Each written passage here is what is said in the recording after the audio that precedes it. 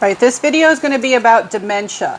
Now, importantly, I'm making this video for a survey course, a lifespan developmental psychology course. I'm not going to go into as much detail as I do for upper level courses that address aging. I'm going to kind of give the overview version of things, not the full detailed, not as much as you would get as if you were training to work with people with dementia, for example. All right, so first of all, let's acknowledge that dementia refers to a group of disorders. There's not just one type of dementia, and we call these disorders neurocognitive disorders, and they basically involve decline in cognitive functioning. Things like memory and awareness and just changes in cognitive functioning are evident when you have these types of disorders. Now, the most common type of dementia or cause of dementia is something you might have heard of before, and that's Alzheimer's disease. So it's named after somebody called Alzheimer.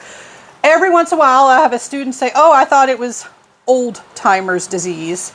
It's Alzheimer's, all right? So please don't call it that. All right, and so this is a major neurocognitive disorder, and the thing about Alzheimer's compared to some of the other neurocognitive disorders that I'm going to talk about, it is possible to have gradual versus sudden loss in functioning. With Alzheimer's, you see slow, gradual deterioration. So this is characterized by gradual deterioration of memory and personality. For many individuals, it's a long, slow process of deterioration. When you look at the brains of people with Alzheimer's, and this is the sort of thing that you really can see these differences with an autopsy, but you can't do an autopsy until someone is deceased. We can do tests and things to get hints about someone potentially having Alzheimer's when they are still alive. But when you do an autopsy and you look at the brain of somebody with Alzheimer's, you see some characteristic features. They have these things called plaques. They have protein deposits, essentially. They have plaques, and they have neurofibrillary tangles. Tangles will suffice for this class. They look kind of like little threads in the brain. And so they have beta amyloid protein plaques and tau protein tangles. All right, so is this what causes Alzheimer's? We're not sure if it's a cause or consequence of Alzheimer's, but we know we do see this in the brain. And what causes Alzheimer's? We're not sure. We are not at a point where we can definitely say what causes Alzheimer's. Some people will have a family history of Alzheimer's, but some people will develop Alzheimer's and they have no family history. One area of research is we are looking at individuals with Down syndrome, because people with Down syndrome, remember with Down syndrome you have an extra chromosome.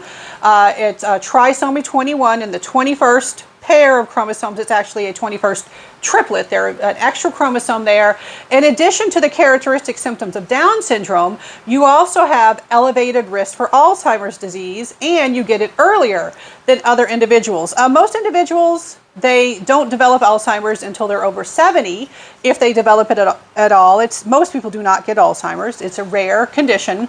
But people with Down syndrome, they will get it much earlier. They can get it like in their 40s.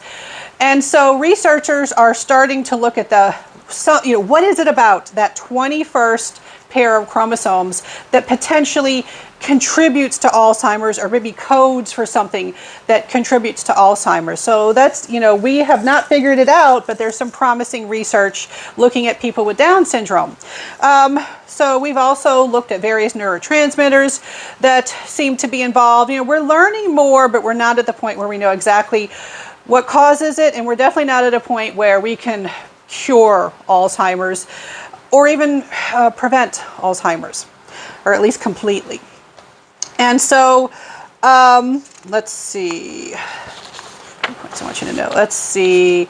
Okay, so I mentioned that. All right, so let's talk about how Alzheimer's progresses. So Alzheimer's disease, it progresses in these stages. There are 5 general stages, and remember, this is a long process. This can be, this can be up to like 15 years for some individuals if they do not die earlier from the losses, from the changes. So the first stage is forgetfulness. Especially for recent events or new information. So older stuff will be retained much longer. New stuff doesn't stick. And in the beginning, you might just think that, oh, this is just normal aging. It might be mild enough that you don't notice it at first. The second stage involves generalized confusion. And now the third stage is where you start to see dangerous memory losses, like leaving the car running, leaving the oven on, forgetting where your house is, sometimes people with Alzheimer's or other forms of neurocognitive disorders, sometimes the family won't realize it's really a problem until they're picked up by the police because they are lost, because they've wandered off. Wandering can be a big issue with Alzheimer's. And in the fourth stage, communication can become impaired. The parts of the brain that contribute to language and communication can become damaged, and so you can have difficulty with speaking, with understanding others, with communication in general. These lead to a lot of frustrations, and so sometimes people with Alzheimer's, they will lash out. They will have kind of tantrum type behavior because they are frustrated because people don't understand what's going on, and they don't understand, sometimes where they are or what they're supposed to be doing. It's not a fun thing for the person or their family or their caregivers to go through. And then the fifth stage, unresponsiveness, and eventually death. With a diagnosis of Alzheimer's, you know that within a certain span of time, the person will eventually die either from complications or from the actual deterioration itself.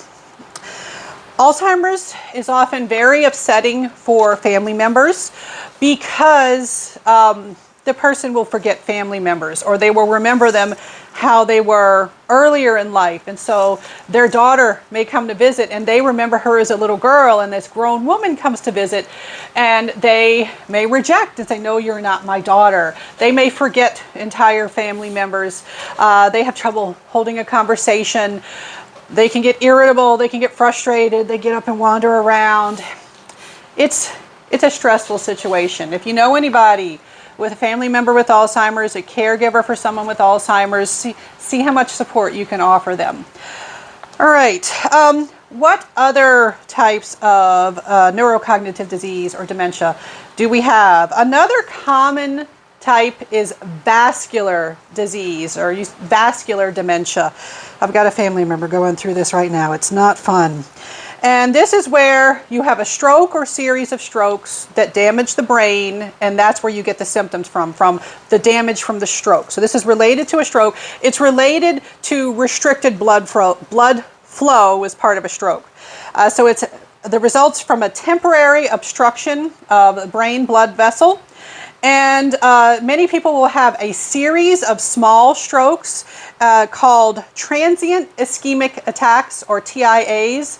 Some people will call them mini strokes. Usually I hear people who have had them will say, oh yeah, I had some mini strokes. But the official term TIAs, and they do damage, all right? These little strokes, they will do a little bit of damage to the brain, and then so this impairs functioning. The thing about vascular disease is that instead of having this gradual, slow decline, you can have sudden changes. Depending on where the damage is, how much damage was done, you can have sudden and severe damage that appears as a result of this. For my classes, for the developmental class, I just want you to generally know about vascular disease, not specific subtypes. All right, what about Parkinson's disease? Many people, if you've heard of Parkinson's disease, you're probably familiar with the motor symptoms, the muscular symptoms of Parkinson's disease, where people have they have tremor, they have difficulty controlling muscular movements, but Parkinson's disease can also involve neurocognitive symptoms too. And so Parkinson's disease doesn't always lead to dementia, but it can. So you have like subtypes, with or without, essentially. And so the thing is, individuals with Parkinson's, they almost have additional danger because they're in a body that they can't control as well as they once did, and they may have confusion and frustration from their dementia symptoms, and sometimes, you know, they may do dangerous things like try to climb out of their bed and get injured. It's one of these situations where it can be very stressful for the person and for the people caring for them. Let's see. Yeah. And then another one I want you to know about is Lewy body disease or Lewy body syndrome. And Lewy bodies are round deposits of proteins that can be seen in the neurons. And these are numerous. They're dispersed throughout the brain. And with Lewy body disease, you have some motor symptoms, some cognitive symptoms. The main symptom is loss of inhibition. The person, like, they lose their filter altogether. You know, they have an idea. It's like, oh, okay, no filter, no inhibition. I'm going to go ahead and say it. I'm going to go ahead and do it. One famous case I'd like to mention for Lewy body syndrome. A lot of people are familiar with Robin Williams. You know, the guy who did the voice of the genie in Aladdin, Mrs. Doubtfire, Mork from Ork, and many memorable characters.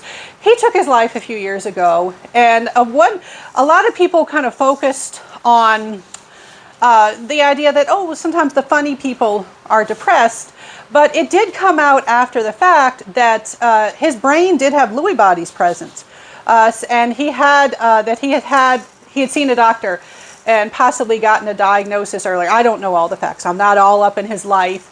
But you know, that makes me wonder, you know, since loss of inhibition is such a major symptom, you know, did he worry about, I don't know, I'm not in his life. This is just me speculating.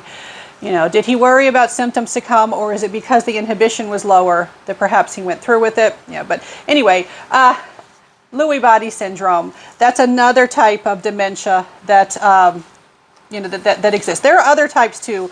I'm kind of going over some of the big ones. All right. Next stage, we got to address our friend.